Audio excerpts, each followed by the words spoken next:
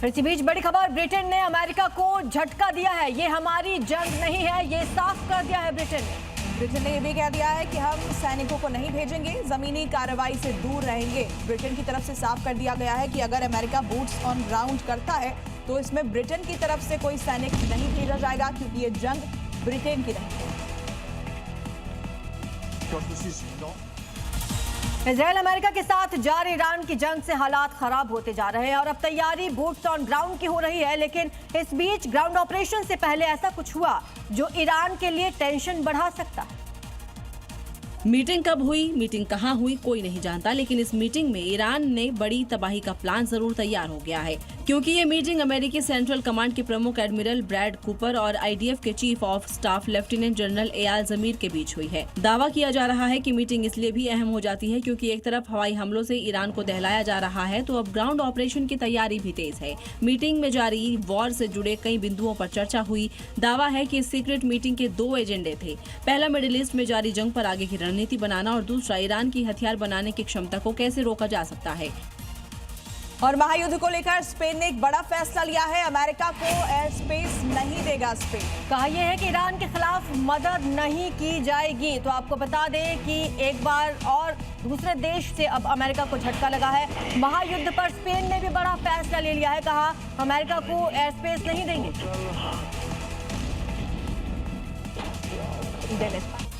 और बड़ी खबर है, ईरानी सेना ने बहुत बड़ा दावा किया है। MQ-9 रिपर ड्रोन को मार गिराने का दावा किया है। 2 MQ-9 ड्रोन ढेर कर दिए गए हैं, ये कहना है IRGC का। अमेरिकी ड्रोन है दरअसल MQ-9 रिपर और इन्हें मार गिराने का दावा किया गया है। पहली बार नहीं है जब ईरान की तरफ से ये दावा किया गया हो। ईरान लगातार ये दावा कर रहा है कि अमेरिका को बड़े नुकसान पहुंचा रहा है। 2 MQ-9 रिपर ड्रोन को नष्ट करने का दावा ईरान की तरफ से एक बार फिर किया।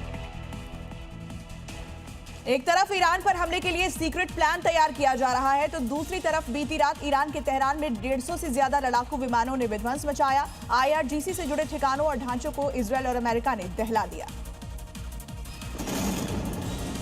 इजरायल डिफेंस फोर्स ने इसकी सैटेलाइट इमेज भी जारी की है, जिसके तहत बैलिस्टिक मिसाइलों के लिए जरूरी पुर्जों को बनाने की एक जगह IRGC के सैन्य उद्योगों से जुड़े ठिकानों के साथ ही एक सैन्य रिसर्च डेवलपमेंट और हथियार बनाने वाली जगह पर बम बरसाए। इन हमलों की तस्वीरों को देखकर हमलों से अंदाजा लगाया जा सकता है कि ये अटैक कितने घातक थे। एक साथ कई ठिकानों पर 150 फाइटर जेट्स ने जब एक साथ बम बरसाए तो देखिए कैसे ब्लास्ट हो रहे हैं। आसमान में लाल रोशनी दिखाई दे रही है, तो आग का गोला आसमान में उठता भी दिख रहा है। और ईरानी सेना IRGC का बड़ा दावा, इजरायली सेना ठिकानों पर हमले का दावा किया है। इंफ्रास्ट्रक्चर को निशाना बनाया गया है। IRGC ने कहा ड्रोन से कई ठिकाने नष्ट कर दिए गए हैं। ईरानी सेना ने ये बड़ा दावा किया है। कहा इजरायली सैन्य ठिकानों पर हम लगातार हमले कर रहे हैं।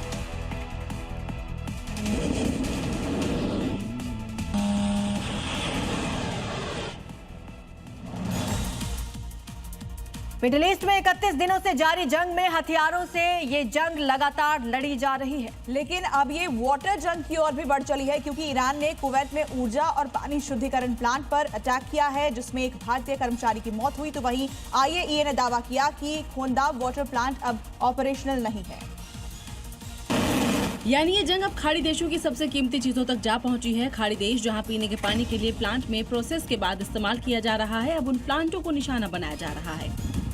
इंटरनेशनल एटॉमिक एनर्जी एजेंसी के मुताबिक ईरान में मौजूद खोंदाब हेवी वाटर प्रोडक्शन प्लांट अब ऑपरेशनल नहीं है।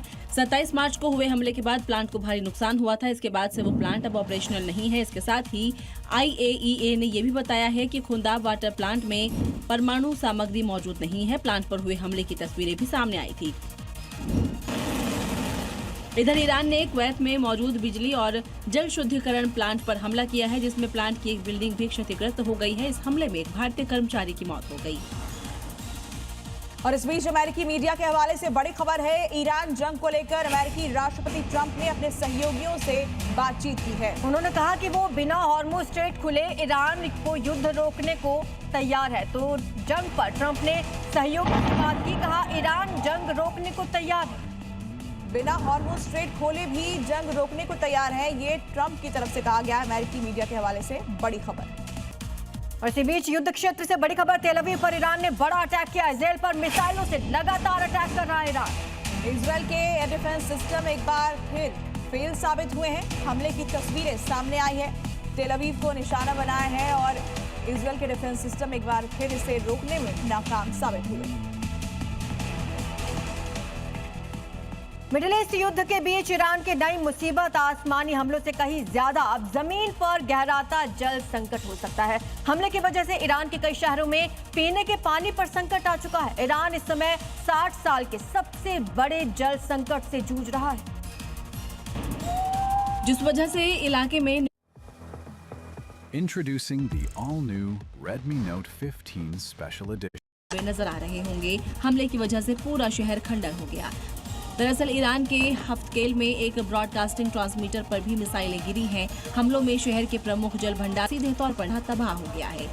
रिपोर्टर्स के मुताबिक ईरान के मशहद का जल सिस्टम लगभग ठप होने की कगार पर है और 4 बड़े बांध प्रभावी रूप से बंद हो चुके हैं। देश में करीब 53% डैम क्षमता खाली है। वहीं हफ्तकेल में 10 लाख क्यूबिक मीटर यानी 1 करोड़ लीटर जलाशय नष्ट होने की खबर है। तेहरान की जल एजेंसी को भी नुकसान की खबर है।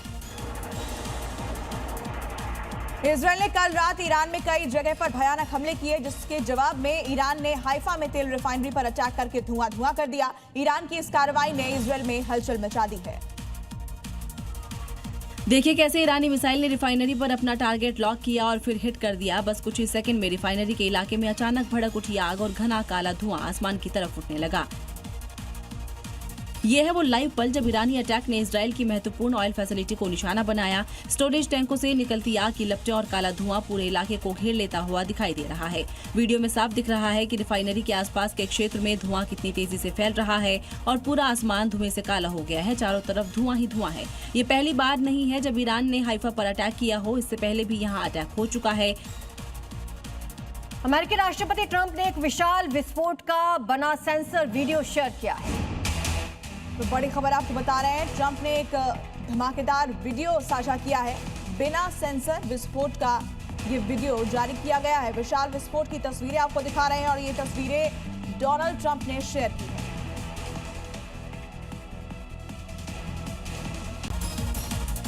तो महायुद्ध को लेकर इस वक्त की बड़ी खबर, महायुद्ध एक तरफ 32वें दिन में प्रवेश कर चुका है, तो वहीं यूएन में डिप्लोमेट मोहम्मद सफा का इस्तीफा हुआ है। मोहम्मद सफा ने इस्तीफा दिया है और इस्तीफे के बाद सफा ने बड़ा दावा किया। उनका कहना है कि ईरान पर परमाणु हमला हो सकता है।